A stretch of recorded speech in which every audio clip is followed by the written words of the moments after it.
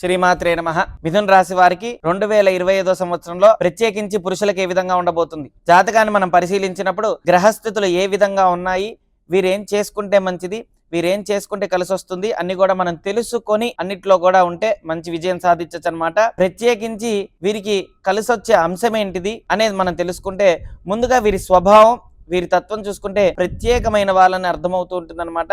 ఆధ్యాత్మికమైన చింతన, దైవభక్తి అన్నిట్లో కూడా 10 మందితో కలవాలనే ఆలోచన ఉండటం, 10 మందితో కూడా ప్రేమ ఆప్యాయతగా ఉండటం, ఇవన్నీ కూడా మిథున రాశికి సంబంధించిన వారు అనమాట. అయితే గ్రహస్థితులు మన జాతకంలో సరిగా లేనప్పుడు 10 మందితో సఖ్యత లేకపోవడం, అనవసరమైన మాటలు మాట్లాడుతూ ఉండటం, భార్యాభర్తల మధ్య గొడవలు అవుతూ ఉండటం, అన్నిట్లో కూడా ఖచ్చితంగా కూడా వ్యతిరేకతగా మాట్లాడడం, గ్రహస్థితులు అనుకూలంగా లేకపోతే ఎక్కువ వ్యతిరేకత వస్తూ ఉంటుందన్నమాట. వీరికి ఎక్కువగా ఇప్పుడు వ్యతిరేకత ఎక్కువగా ఉంటుంది జాతకంలో, ఒకవేళ సరిగా గ్రహాలు బాగాలేకపోతే.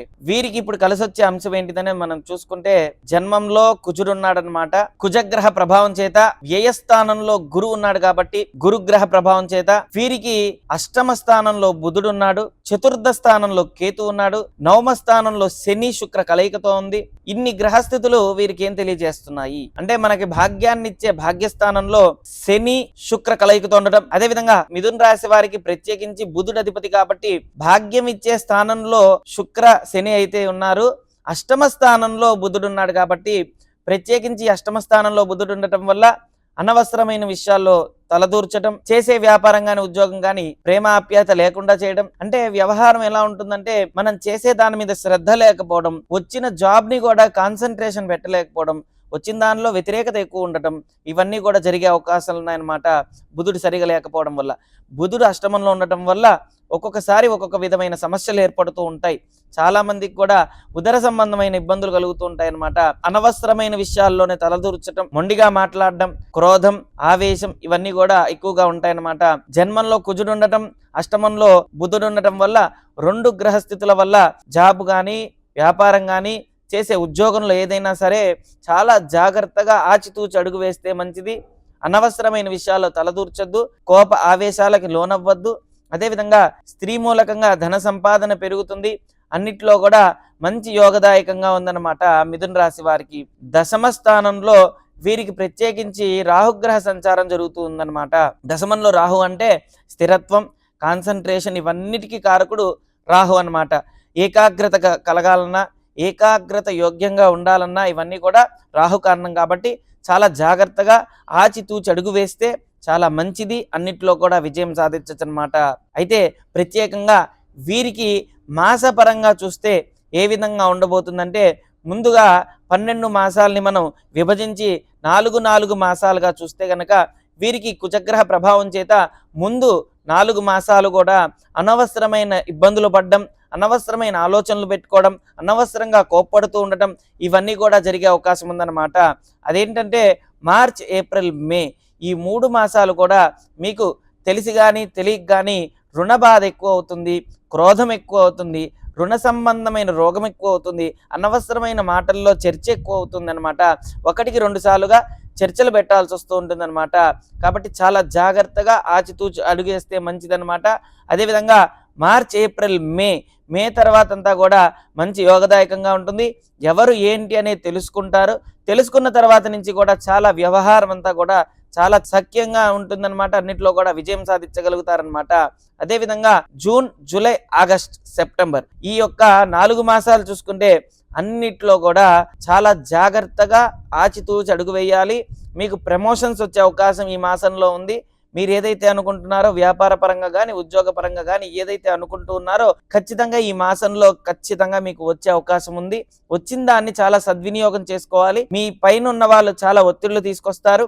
ఉద్యోగస్తులైతే ఉద్యోగస్తులు మరి చాలా మంది కూడా ఇబ్బంది పడే అవకాశం ఉంది కాబట్టి 1-2 సార్లుగా ఆలోచించి అడుగు వేయండి, మంచి జరుగుతుందన్నమాట. అన్నిట్లో విజయం సాధిస్తారు. వ్యాపార పరంగా ఉద్యోగ పరంగా అనుకూలత సూచిస్తుందన్నమాట.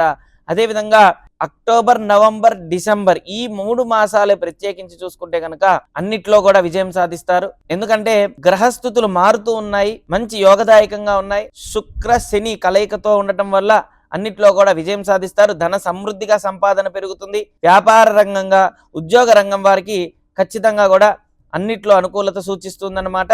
కానీ దీనికి అన్నిటికీ మూలం మన మౌనం అనేదన్నమాట. మనం జాతకం పరిశీలించినప్పుడు జాతకంలో ఏ గ్రహం బాగుంది, ఏ గ్రహం బాలేదు, ఏ గ్రహ ప్రభావం చేత మన ప్రవర్తన ఉంది, ఇవన్నీ కూడా తెలుసుకోవాలన్నమాట. జన్మతః వీరికి చూసుకుంటే కనుక కొన్ని శాపాలు ఎక్కువగా ఉంటాయి. ఉంటే గనక కర్మ కానీ లేదంటే రుణం కానీ రెండు ఉంటాయన్నమాట. కర్మ ఉంటే గనక ఎక్కువ శాతం ఎంత సంపాదించినా సంపాదన ఉండకపోవడం, సంపాదించిన దానిలో వీరేది మిగిల్చలేకపోవడం, లేదంటే వీరు 10 మందికి సహాయం చేయాలనుకున్నా వీరిని ఎవరు అర్థం చేసుకోలేకపోవడం, కాబట్టి చేసిన సహాయం గుర్తుపెట్టుకోలేకపోవడం, వీరికి జాతకంలో గ్రహాలు బాగాలేకపోతే వీరు ఎవరికి సహాయం చేయాలనుకునే స్వభావం ఉండదు. అయితే మన జాతకాన్ని క్షుణ్ణంగా పరిశీలించి జాతక చక్రం అని ఉంటుంది, ఆ జాతక చక్రం వేసి దానిలో 12 స్థానాల్లో ఏ గ్రహం ఏ స్థానంలో ఉంది, నవాంశ లగ్నం ఏం తెలియజేస్తుంది, సప్తమాంశ ఏం తెలియజేస్తుంది, ద్వాదశాంశ ఏం తెలియజేస్తుంది, ఇవన్నీ కూడా గ్రహించి అన్ని సూక్ష్మగ్రహంగా చూసి మహాదశ, అంతర్దశ, సూక్ష్మదశ, ప్రాణదశ, ఈ దశలన్నీ కూడా ఏ విధంగా ఉన్నాయి, మనం ఏం చేస్తే మంచిది అనేది ముందుగా ఖచ్చితంగా పరిశీలించి మనం ప్రయత్నిస్తే ఎటువంటి ఇబ్బందులైనా తొలగిపోతాయి. ఎలాంటి ఇబ్బందులైనా సరే ఎదురు తిరగలుగుతామన్నమాట. ప్రత్యేకించి వీరికి బుధుడు ఉన్నాడు కాబట్టి అష్టమంలో బుధుడు ఉండటం వల్ల విష్ణు సహస్రనామం పారాయణం చేయడం, విష్ణు సహస్రనామ సంబంధించింది దైవతార్చన చేయడం, అదేవిధంగా ప్రత్యేకించి నృసింహస్వామి దర్శనం చేసుకోవడం, విష్ణు దేవాలయ దర్శనం చేసుకోవడం, గణపతి ఆరాధన చేయడం, గణపతికి ప్రత్యేకించి బుధవారం రోజు లడ్డు సమర్పించడం, ప్రతిరోజు కూడా ఒక లడ్డు గణపతికి సమర్పిస్తే మీకు ఖచ్చితంగా కూడా ఇప్పటి వరకు ఏదైతే సమస్యలు ఉన్నాయో ఆ సమస్యలన్నీ కూడా ఖచ్చితంగా తొలగిపోతాయి. అన్నిట్లో కూడా విజయం సాధిస్తారు. ధన సమృద్ధిగా సంపాదన పెరుగుతుంది, అన్నిట్లో కూడా విజయం సాధిస్తారనమాట. అదేవిధంగా మీకు జన్మంలో కుజుడు ఉండటం వల్ల క్రోధ ఆవేశ లోనవుతూ ఉంటారు కాబట్టి దానికి ప్రత్యేకించి సుబ్రహ్మణ్య అపరాధ క్షమాపణ స్తోత్రం అని ఉంటుంది, అది ఖచ్చితంగా కూడా చదువుకోవడం వల్ల అన్నిట్లో కూడా విజయం సాధిస్తారు. ఎటువంటి ఇబ్బందులు లేకుండా సునాయాసంగా మీ యొక్క సంవత్సరాంతం కూడా శుభం కలుగుతుంది, సుఖం కలుగుతుంది. ఓం శ్రీ దత్తాయ నమః. ఓం శ్రీ దత్తాత్రేయాయ నమః.